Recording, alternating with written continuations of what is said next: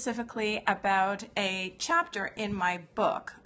If you follow me at any time, you know that I recently released my first book, Twin Mom Method, Being Honest with Your Children. Yes, I am a twin mom. I have all three boys because I have a 9-year-old and twin 7-year-olds.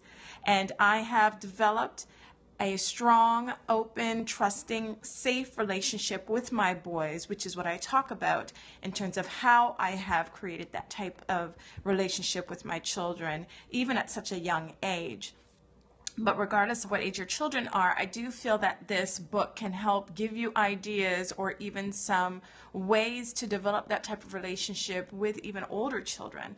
I know when some folks have read my book already, they mentioned that they both felt that it was something, in one case, when mom has young children, and she felt that she was so glad that she was able to receive this book at the early ages that her children are, so that she can start implementing some of these ideas in their lives already.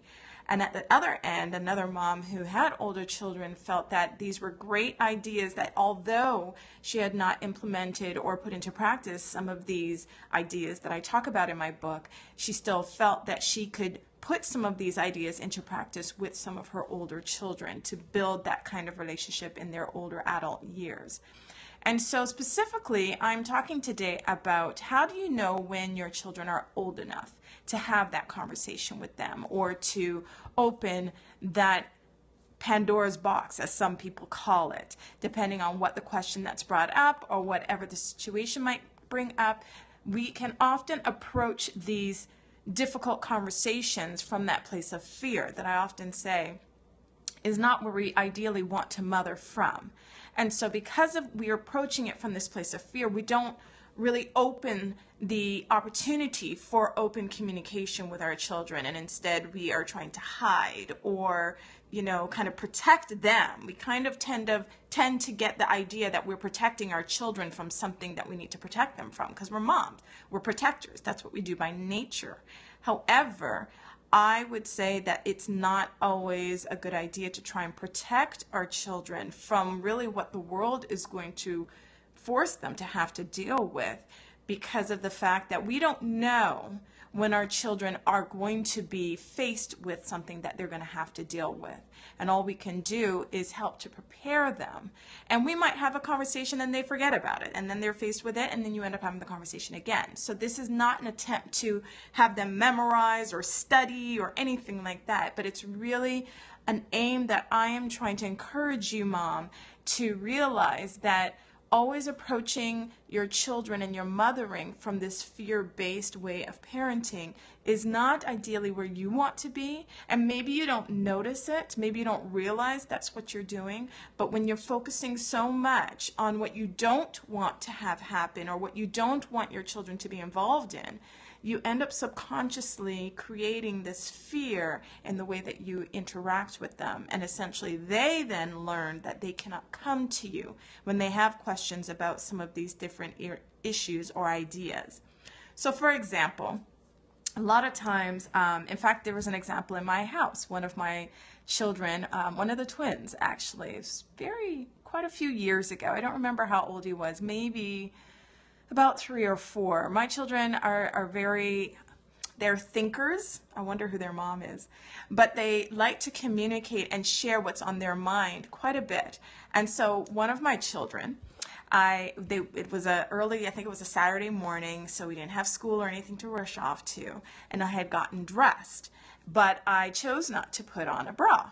Because you know how it is sometimes, mom, you just don't want to wear it. It's just one of those things like heels. Some man made it. It's just not comfortable. So this particular day, I chose not to wear my bra. I did have on a shirt. I do not change in front of my boys. They know we have boundaries between a girl and a guy and that sort of thing. But specifically, my child noticed that my boobies, as he called them, were not there. And so I talk about this conversation in my book that I talked about with my son, and how he says to me, "Mommy, where are your boobies?" And I said, yes, these are my children. And they come to you with these kind of questions, and you have to know that you can't be shocked or frighten them essentially because you're surprised that they're coming to you with this question, or that you're wondering, how do you respond? They're just coming to you and they see the reaction that you have on your face, which helps to communicate to them whether they can come to you with another question or even with a similar question. And so in this particular back and forth with my son, I ended up explaining to him that, basically when a mommy usually breastfeeds their child, then they end up having a change to their body. And again, if you read my book, you can go through the whole conversation because it was very detailed, but very funny now after the fact. But specifically, I ended up going upstairs because we ended up having to go out that day. So I ended up making breakfast and feeding my boys. I have 3 boys. And after we had breakfast, I got myself dressed for us to leave the house. So of course I put my bra on. And before I got my coat on, that same son noticed and he said, "Mommy, your boobies are back." And I share that experience with you as well as in the book because, again, as much as that might have been uncomfortable for any mom, including myself, to have that kind of conversation or to have my son admit that I have no boobies all of a sudden, it's just how they see the world. And that's really what I want to help you understand, that when your children are coming to you with their questions, it's based on how they are seeing the world. Because usually children just see the world in black and white. And I've said this before in previous scopes. They don't have any other tie into what they view other than the experience that they've already had. So of course the younger they are is the more black and white that they see their world, and they're going to interpret that world that they see based on the experience that they have, whether it be with siblings or with their parents or with any friends that they interact with, or what they watch on TV or play on the video game or even on the computer. Whatever they're interacting with is helping them to interpret their world. And this is all the more important why I try to stress to you moms that having this conversation or open conversation with your children is so key, because this really implants into how they experience their world. And I know some of you, maybe you're a working mom and you go to work every day and you work these long hours, and I know I went back to work after my firstborn, and I worked for quite a few years anyway, before I had children, and at least that first year and a half after I had my firstborn. So I know what it is to go to work day in and day out, and you only get what I call the scraps or the remnants of the day with my child. And I feel like, the majority of the day or the key part of the day I've now missed, so now I cannot invest in my child in the way that they need me. But that's just simply not true. First of all, it's a lie from the devil to try and discourage you and to cause you fear and essentially give you this attitude that now you're going to and from work with this negativity because you're not being the mom that you should be. That is all for the devil to play with your mind. And it's not true. I don't care if you get an hour every day with your children and it's right before they go to bed, or you're only whispering in their ear because they're already sleeping. It matters. And what you do with that time that you have with your children really matters. And not just to yourself and not even just to God, but also think about the fact that it matters to your children. It really matters, the time that they spend with you, and it counts. It counts so deeply and so important for them, because again, this is how they experience their world. So if you are limited to the amount of time that you can spend with your children, that does not erase the importance that you can place on the time that you do spend on them, and focusing on being intentional with that time, because again, that all contributes to the experience that you get to have with your children. And so I also want to reiterate, I'm just looking at some notes. I also want to reiterate the fact that children aren't, because they see things black and white, they don't mean to be inappropriate. My child did not mean to be inappropriate when he asked me, where did my boobs go? And the fact that my boobs showed up because we were getting ready to go out. That was just how he saw life. He noticed a difference. He's a very curious child and he's very attentive. And so if I change my earrings, if I change my hair, if I change decorations in the house, he is the first one to not only notice it, but notice every single change. And he's always been like that since he was a baby. And so knowing that he is like that, I don't have to take that comment from a place of disgust or fear or disgrace, because I know he's just wondering. that is just how his mind processes his environment.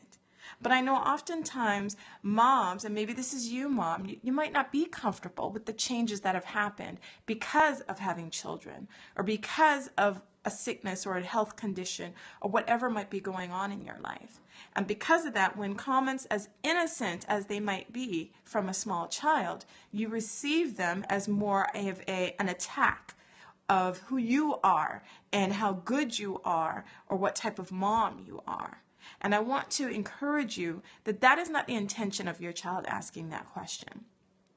For the most part, especially with young children, they're not trying to hurt you, even when they say mean things. I've scoped in, I think it was a week or two ago, about the fact that my son said those magic words that we all end up hearing at some point, whether from your child or some other child. He said, "I hate you." And he said it with passion and with everything in him because he was upset in that moment. And he is not intending to hurt my feelings in that moment. He is just learning how to deal with his anger in that moment. And so because I know that, and because I am blessed to have come to a place in my relationship with Christ to know that I am a great mom and I am the mom that these children need, and that God specifically and intentionally gave me these children to mother, then I didn't have to take that comment, whether from the "I hate you" to "where did your boobs go" to whatever that comment you might have received recently or even today. I don't have to ingest that as being my truth. I know that this is just the way that my child sees his world. And even teaching them that, sometimes we might think something and that doesn't always mean we have to say it. It's not because I'm trying to teach my children to lie or that I think we should be teaching our children to lie. Because it may very well be true that that man they see on the street, in all explanations of the term, that man is a fat man. At the same time, is it kind or appropriate for my child to say, "Hey, that man is a fat man, mommy," right out loud in the middle of the public? No, it's not appropriate. Yes, we have social norms and cultural norms that I am also teaching my boys, but I don't want them to feel that because they see a truth as they see it, that they are not valid or validated to experience or feel the emotions or see that truth for themselves. They're not wrong because it's inappropriate for the culture for them to share what they're thinking. Now, there are different times, like with me, they might feel it's a safe place that they can share something like that. But I don't want them to feel that they are inappropriate for thinking this way. And so this is the intentionality that I'm coming behind. And I am not trying to approach this from this fear place.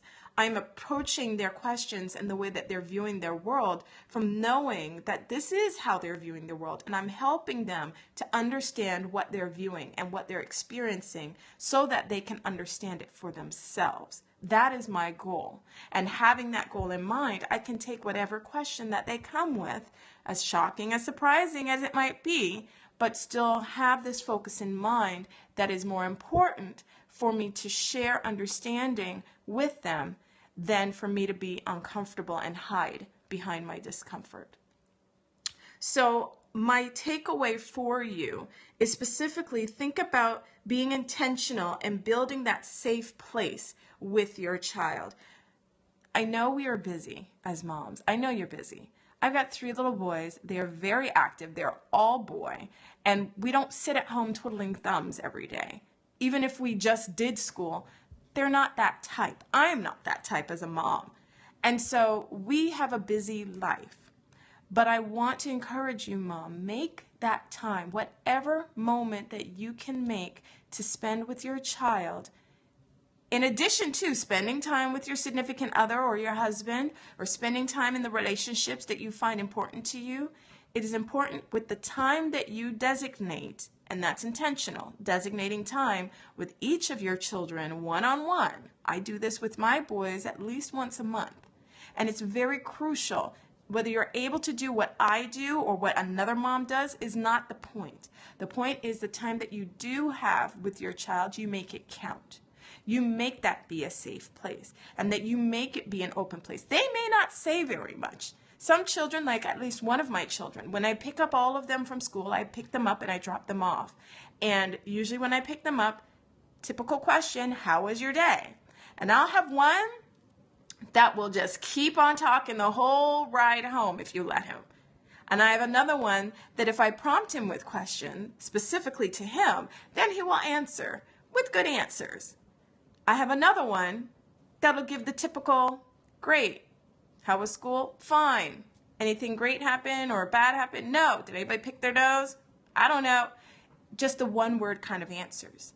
However, that same child is the same child that right before I'm putting him, well, I've already put them to bed, I've covered them up, tucked them in, given them kisses and good night, and it is without fail that usually I'd say about 6 or 7 times out of a week, every night he would call me back and I'd know this is his time to let it all out. And I can't tell you some of the really deep conversations that I've had with this child in that 30-minute, 20-minute, 45-minute period of time, which has been right at that end of the day. For him, that has been his opportune time to talk with me. He has me one-on-one. He doesn't have his brothers or any other distraction. He just gets to be with mommy and share whatever is on his heart. And it's been priceless, the times that we have used this time for each other and building that relationship with each other.